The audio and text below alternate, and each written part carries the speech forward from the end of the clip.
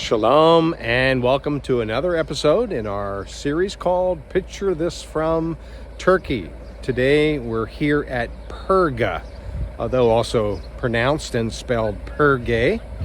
And Paul was here at least twice as he sails into Perga from Cyprus on his first journey, and then ends his first journey by returning to the city where he preached the word.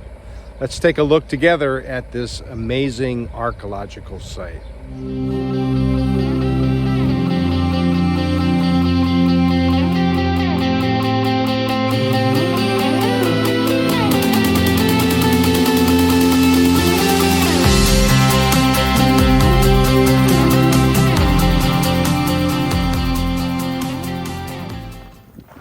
This site is rich with a lot of archaeology, including this pavement that's 1st or 2nd century AD.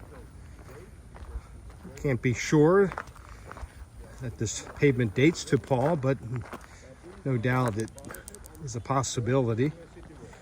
You can see this massive gate. In fact, let me just show you some of the portions of the city wall and tower structure.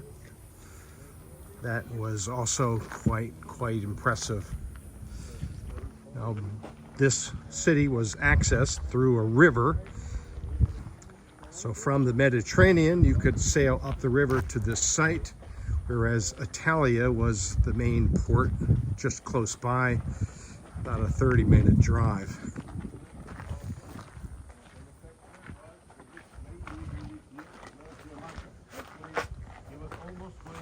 But look at all of these ruins, the amount of marble,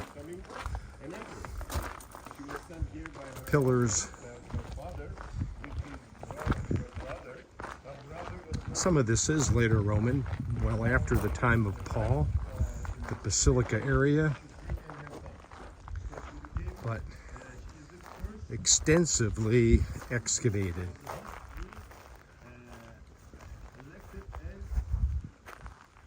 As we continue past these later Roman structures, still standing, quite impressive, we come to another area. This perhaps was the foundation of another gate complex, but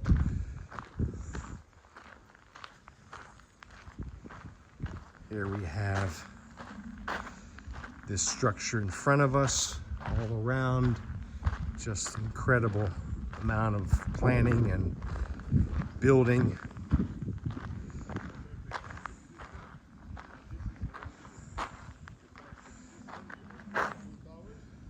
And it's still standing today. Now, the importance of this structure, this rounded structure and this wall. In the 2nd century, this was part of the wall, but it was not needed. So this was transformed into a monumental hallway or gathering place by the Emperor Hadrian. This is in the 2nd century.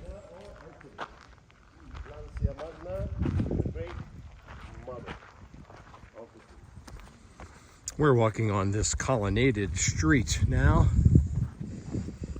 It was completed in the 2nd century once again, AD. But I would have to think that the 1st century street looked very similar. Columns on both sides. This is where the horses and chariots would travel, and sidewalks for pedestrians up in this level here. Similar to other Roman cities, even Beit Shan, if you have been there in Israel as well, and other cities within Turkey and Greece.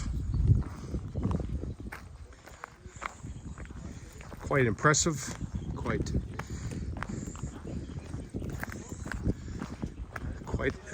amazing as to its engineering. Pillars, of course, re-erected. just to give us an idea of what a colonnaded street looked like. Now try to picture Paul, even though this may be from a later period, 100 years later. Picture Paul walking on a street like this inside the city. And of course, as we know from Acts 14, after he walks all the way from the north, Antioch Pisidia, to Perga, it says he preached the word here. He preached the word here. So Paul was not just passing by, but I picture him still zealous to share the good news of Christ with those here at Perga. He probably met people here at Perga when he passed by the first time on his way to the north, but he was all about teaching and preaching Christ to anyone who would listen. Look at these pillar bases. And of course, a pillar like this could only stand tall and straight without moving, only if it was firmly positioned on its foundation. Perhaps this is what Paul has in mind, looking at all these columns, knowing that this is how it worked. Pillars were supported and standing erect because of the sure foundation upon which they were placed. This is what Paul says in First Corinthians chapter 15. Stand firm, let nothing move you. Of course, for Paul, as he preached, the foundation of faith is Christ. So perhaps Paul used this imagery of pillars standing on firm foundations. And certainly for us, that's what our faith, that's what makes it intact, and that gives us the ability to stand firm ourselves as we place our faith in Him.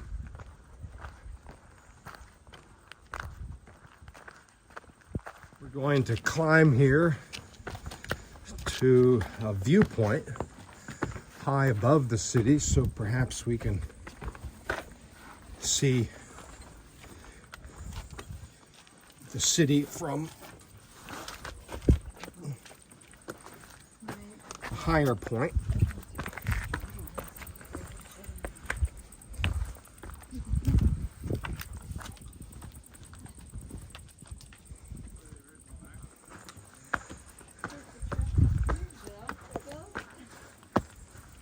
Sorry about that little up and down. It took us a while to find the pathway.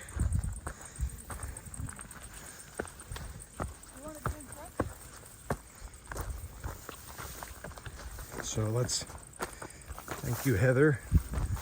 We'll make our way up here. Looks like not many people come this way.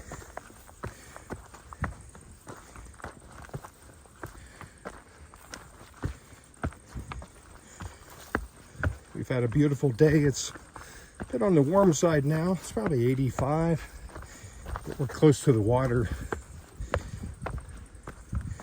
So no doubt the humidity is a little higher.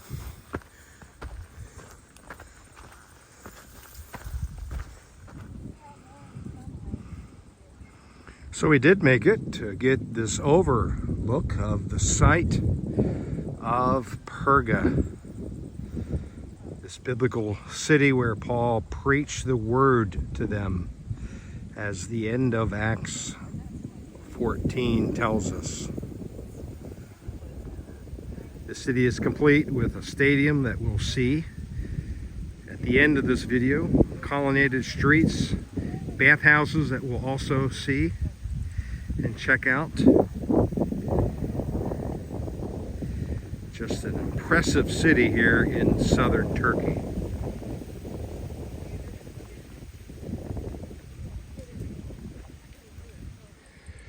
Here's an interesting perspective. We're on the top of the Nifeon, overlooking again the colonnaded street there behind me. And what a great view this is right from the end of this street, and now we're heading to the bathhouse. So let's go to the bathhouse. Let's take a look at the bathhouses here.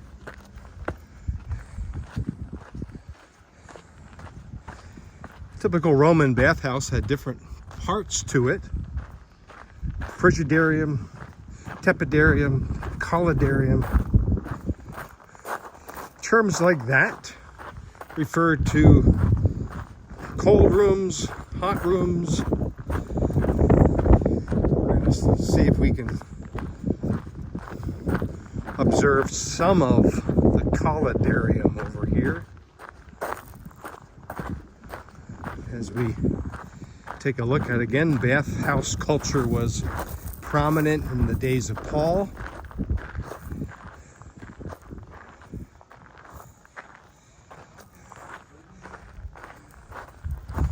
And let's take a look here.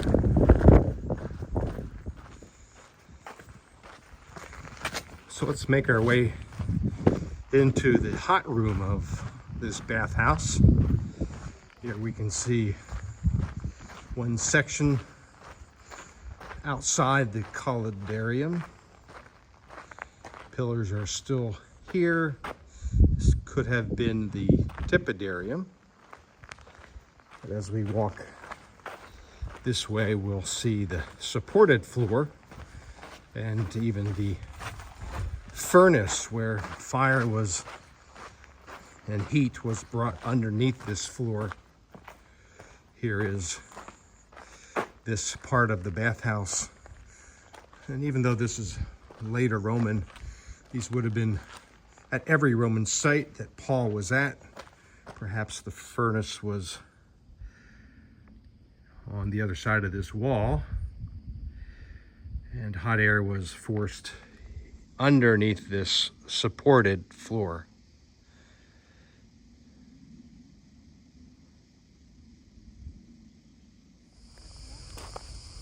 Last but not least is the stadium that we see in front of us.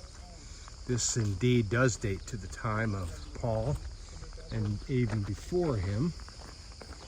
And we're going to enter this stadium. Stadium was just a little over 600 feet long. And this is a fairly well-preserved stadium, as we can take a look in all directions. Paul refers to the stadium using language like running the race,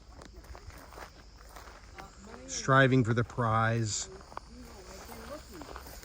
About 20,000 people could have sat here and watched the race. Let's walk to the end of this, at least close to it, and realize that Paul described the Christian faith as running the race, being faithful, striving for the prize, and the high calling of Christ. This is really an impressive structure that still stands today from even before the time of Paul.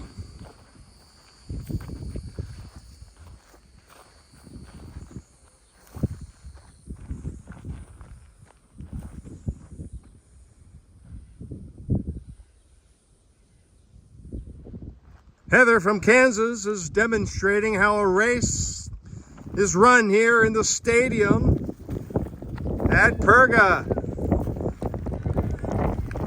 And she's looking good.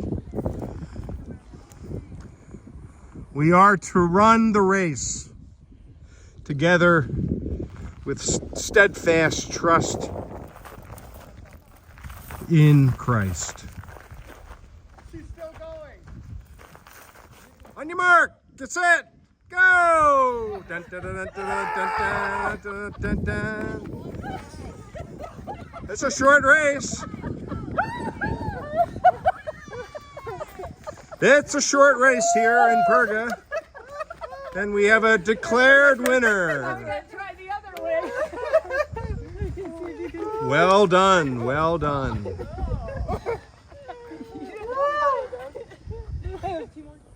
Here from the end of the stadium, we get a great perspective of the length of it and its width as well. This one end is open and that end is still intact, as you see.